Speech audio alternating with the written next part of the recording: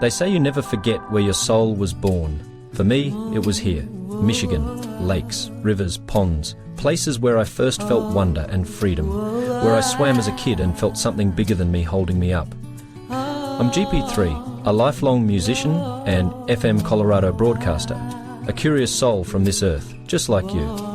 I've been travelling this wild world, highs, lows, shorts and wides, but lately I've been asking a deeper question. How's your soul?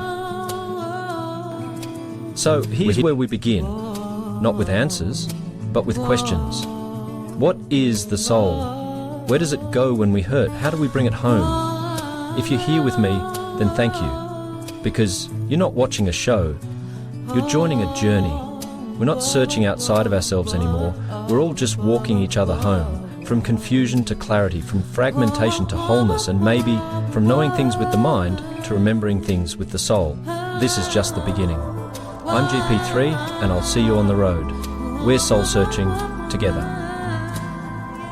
Before we jump into this episode, if the conversation and the content of this show trips your soul fantastic, please like, subscribe, follow, and share our links listed in the information. It's never been a more critical time for heart coherence and soul development here on Soul Searching.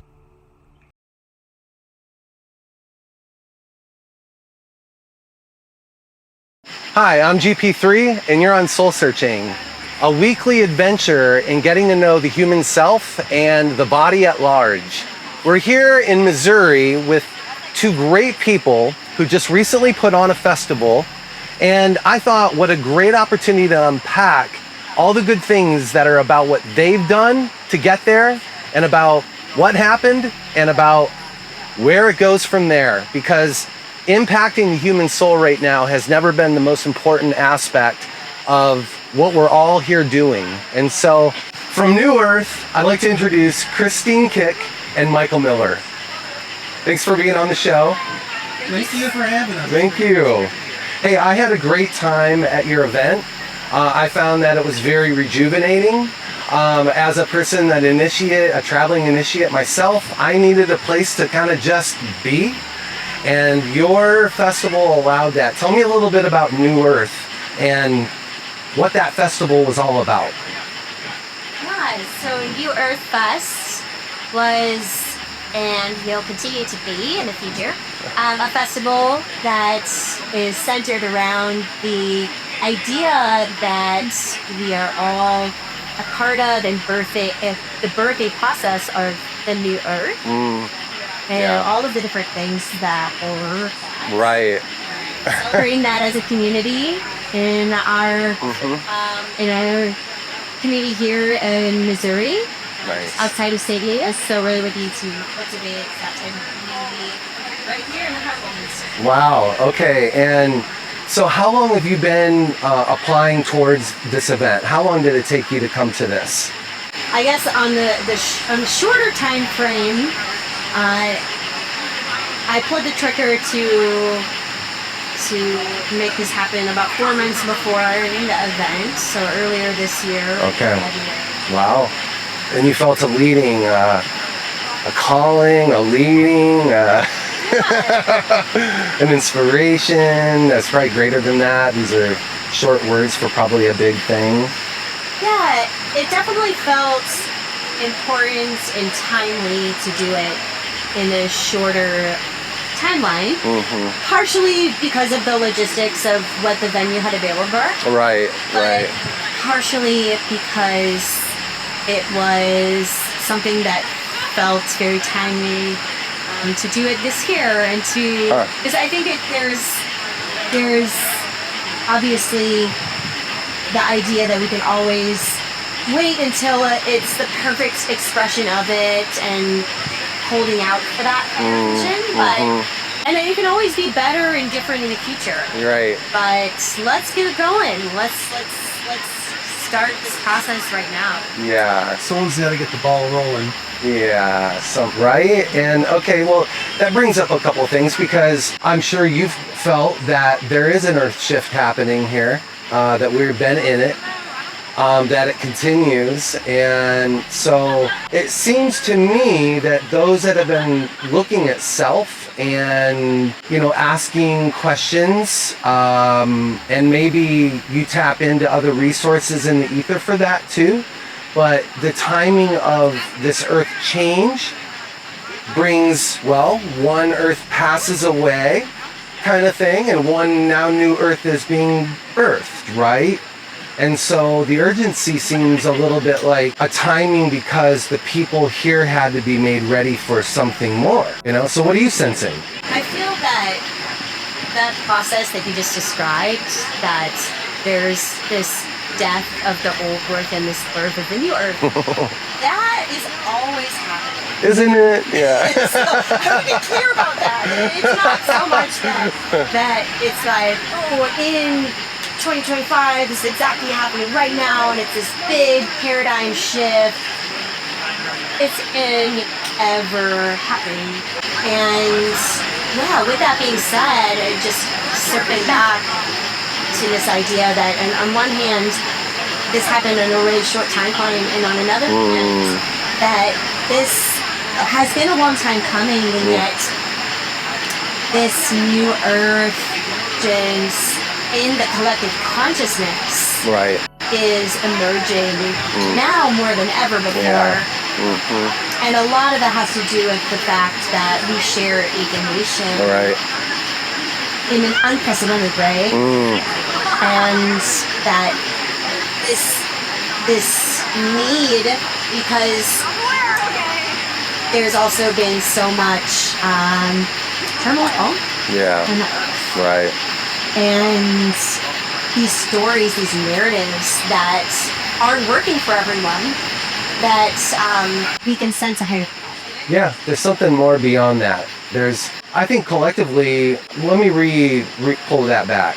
The starseed concept individual, the unified, better self, higher self aspect, has been preparing for something a long time. Now, I don't think that we knew necessarily to what end. We just knew that we had to go and do something.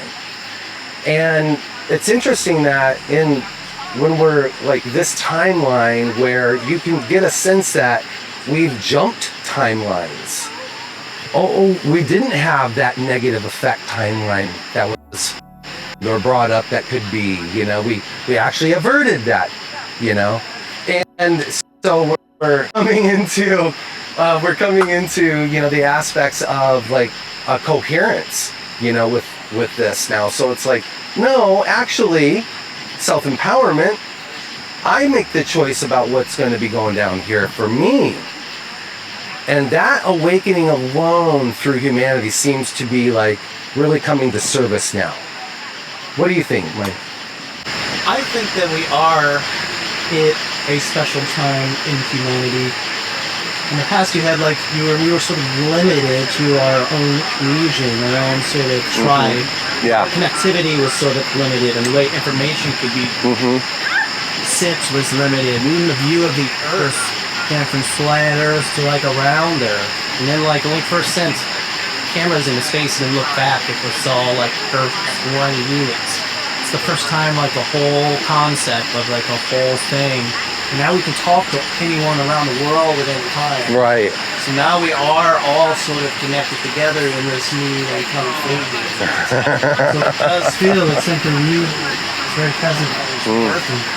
While at the same time there is these old energy structures that have been grounded in a different way. Right. Treated or things in a different way. We're still hanging on in their way. And so there is this kind of transitional phase, this birthing process that we're in now. We're coming to something, into this new thing. And suppose that's the consciousness of what we're trying to be part of here, is bringing in this new thing, this new way, this further down for a new way. Right. Yeah. That is awesome. See, that's the new earth that we're talking about here. Out here on the plains, in the roads, in the streets. People, a human soul, and everybody's been feeling it one way or the other, but maybe not knowing how to channel it, you know. Also, like, part of that transition includes, oh, wait a minute, I should be doing maybe this, or making those adjustments, micro adjustments, so that some new summing can happen. But I brought this up earlier in our combo, is that there's a certain aspect of forerunning going on, or maybe gatekeeping isn't really the best word, but door holding certainly is. So those that go ahead, really clear the space out so that the door can be open for others to come through, right? And New Earth, part of New Earth to me feels a little like, because of coherence values, it feels a little like when switches get flipped, but they don't have necessarily cognitive understanding yet. So then it takes time to roll that in and figure that out. And I think a more cleaner human inside themselves doing that initially at work, or that shaman practice, or that daily ritual, whatever that is getting us to a point where we're seeing actually, wow, stuff was really in the way. Stuff was holding up something. What was going on? Oh, wait a minute, I'm being activated, and now I've got to go do something that's big. Like, don't even know really yet, because part of the mystery being restored, I think, to us, the good mystery, if you will, was so to hold that childlike state, that youthful mindset and open heart, like this is really a great part of what it would even take. You guys providing space for really a collective group of people that I think I met a lot of people that were all involvers, they were doers, if you will. So you have a lot of people around you to help stir that up and cultivate that land. Yeah. What are some of the challenges that you guys have faced in the process? Having a baby. Having a baby! They had a baby, everyone! First baby. Oh, speaking of birthing, right? Yeah. Oh, by the way, real quick, sidebar. Challenges next. Sidebar. There is something about being present at the birthing moment where everyone in the room gets to feel this energy flush that occurs. And it's so interesting to feel that new frequency being and the wave of energy that from the push out from mama, and then this new energy coming out, and it's so precious and pure, you're just like, oh. Anyway, so that's the good part about maybe have babies, maybe not in the timeline, but for those that do, I recommend it. There's something about that process. It's a human process that in the great light of things is so beautiful and miraculous. I think there were times where women were not surviving childbirth, right? So I think we've done pretty good, I think, with that. So challenges, though. What were some of the challenges that you guys faced in the process of coming up to this? I think the main thing is just getting something off the ground. Yeah. Going from zero to actually having the thing exist. And there's a lot of steps that go into that. Mm-hmm. And there was a little bit of challenges in that process. Getting the word out and getting people excited. Helping people to understand what this was. Right. And realize, of course I wanted to go that. Right. So now that we have year one behind us, Right. the future looks good. I think it was a great start. It was a very clean palette. So well done. And you had great people. Yeah. So It definitely was a co-creation, and something that everybody that he contributed, whether they're artists or and people showing up by saying, "Hey, I get this." Whether I need to show up in a time, I want to show up and actually bring my little space of here to mix as well. right. So I feel so blessed here. So the typical things like coordinating time. Sleep. Oh, your self-care aspects. Yes. Took like backburn, got closer and closer. It was self-sacrifice. He seek, he's other forms. Yeah. Catching up with projects that would come back there. Okay. It was a labor of love and sacrifice. In some ways, it kind of mirrored a birthing process. Like there was like a set time where this is coming. It's gonna happen. You know. Had a due date? See what is it? You had a due date. She is getting more and more intense as it approaches. And so now we gotta push through these contractions. Right. That analogy came up so slightly for me. Like, honestly, I think your heart was hacking you out. There were so many moments where you actually just flash back to the actual labor process that I went through, which I know this podcast is not about that, but it kind of is. Yeah, this is a birthing. Mama's Gaia is birthing us. I had a very long 38-hour labor. Wow. That it did eventually result in a baby. And, A very cute baby. Yeah. but yeah, it was not very much different than the actual birthing process when you really able to. Yeah, and there's a lot that had to grow in the background that was manifested through the process.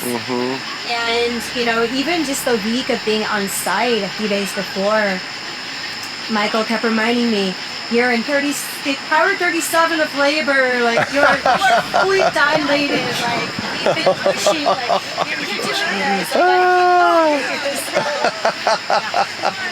She gave a heroic and tremendous amount of effort. I don't know of many humans on her family who keep close to Well, did we not then, I guess in one way we went through the birthing process with you. Whoever was there went through that energy. And it's the most like divine sacred moment. So hey, we're there for it. Yeah. Well, it could be faux. It really. She said so. I had the levity. It felt very light. You know. So if birthing also on the other side, we were on the other side of that process, right? So. If that is assisting humanity towards getting back to that state a little bit, it's a divine sacred energy that's howling in the moment, and unless you've experienced it, it's very hard to explain, because I think that process could also activate probably Kundalini aspects just by being in the room, by the very nature of the process, interesting to see in the ethereal realm if that was true. But nonetheless, we experienced the work and effort that you guys did. And so if that means New Earth, then you're on the right track. It resonated with me to the point where I see that it would be very helpful in New Earth design to be able to bring people into a space that offers coherence, that offers an understanding of the genders, that offers a more central position maybe in duality, these base hermetical principles, so that they can really ride in their best new self here on this new journey. There's something about choice that's ahead for everybody, and the choices that we make, the choices that it took for you both to get there, to be able to have that for us. What do you see for the future? In the more immediate future, we plan to do another smaller this year. Okay. So thank you. Keeping the pulse alive. And yeah. Okay. Right on. In the longer run, this is a festival that we plan to keep alive. Nice. And I'm not going to be too specific to say we have to do it every year or anything like that. No, yeah, you. It's a real thing. I want to be able to check in what's serving both us and our family, and also Victoria. Thank you. All that. But Yeah, we're looking to do this again next year. Okay. And to take it to the next level. Right. Well, what would that look like? I have a whole year to Not 4 months? learn a lot, and And not starting from scratch this time. Right. And yeah, having so many people that showed up to know that these are our people. Yeah. This is our crew. Yeah. So also in our personal lives, through this process, realizing there's value in the different phases of life, the different seasons as they change. Yeah. It's discreet to like really get in there and grind and push yourself and see what you can do. Energy into creation was also kind of like extension and relaxation. Yes. So slowing down the breath, slowing down the life. And one thing that's big on our mind is community, relationships. So I used to do full moon gatherings years ago, with group meditations, and had the calling to begin those again and to begin building the community together, especially post-COVID, where we were forced, legal separation, Right. so you separate from each other, and that's kind of did a weird thing, I think, to our collective psyche. I think so. So I feel Micheal all together to add more peace in good things. Yeah. Blocks, talking circles, with meditations. And so I think that'll help also lead you to the next New Earth Festival.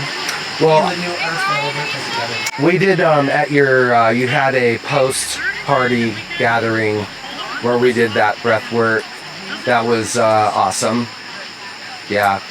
Don't be hesitant, everybody. You gotta get in on. You're breathing already. Are you tense and no breath?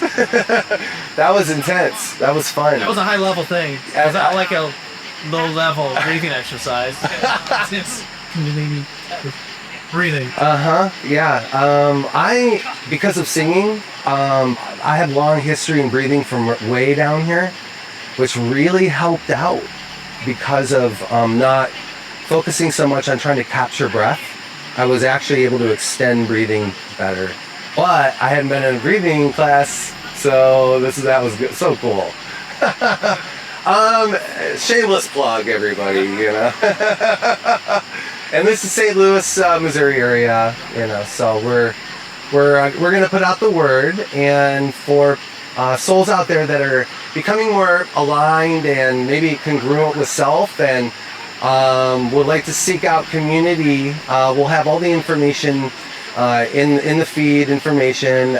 We'll have ways to get a hold of them, and we'd like to just take a time to thank them for all their hard work, because to transition humanity and with humanity in consciousness and the energetics that we're experiencing, not easy, and also takes a brave soul with wisdom. And I've met this lovely couple. They have produced both, and the aspects made very complete manifestation. So we wish you well on your abundant journey, and I'm going to be a part. I've really enjoyed time, and we're just getting integrated, so I'm not a big rushy guy, so this can be fun. we're so excited for the future of New Earth Fest, and we have lots of exciting things that we have planned. One being that we're really looking toward becoming a nonprofit. Okay, good. And part of that is to open up the mission of the festival in a clearer way for people, so that they can understand that we're not just a one-time event, or we're not just a party out in the woods. Right. But this is an event with a mission that's really about cultivating unity and really calling in what the New Earth is. And alongside that, with the not vision for profit, is really to be seeking alignment with the right sponsors and the right partners who are aligned toward a vision. Right. And being able to take what we have and really leaning into the immersive aspects, leaning into the immersive art aspect. Okay. I would love to have more conscious spaces Right. we've created and collaborated with different people on upping the whole immersive aspect of the curation. Physical spaces, but also the art, the Right. artistry, the music. Yeah. Just trusting that we're gonna find those right people that are not busy trying to sell. Okay. Be able to create something that can truly serve the community and it's aligned with that height. Indeed. Well, I want to thank you for taking the time. I know you just got done doing a great music set. She was on the decks, her own style. We may talk about that later on an artist reel, but I just want to thank you both for slowing everything down at the right time, going fast when needed. You showed up, and that was the right time for a lot of people. And for transition, for making better choices along the way. So thank you again, New Earth, Christine, Micheal. We're going to ask that if you have any questions regarding New Earth, or if you have interest in connecting, please do. Their information is listed in the bio log. And also, I would like to acknowledge that Soul Searching with GP3 on our first interview episode is working with organizations to assist getting that information out to the public in a timely manner for supporting these organizations that have really put in fundamental work to achieve it. And so we're excited about the things ahead. And so I just want to thank you, the listener today, for taking time out of your busy schedule to be here with us. And please like, subscribe, follow. And we'd like to thank you again for the time. You're with GP3 on Soul Searching.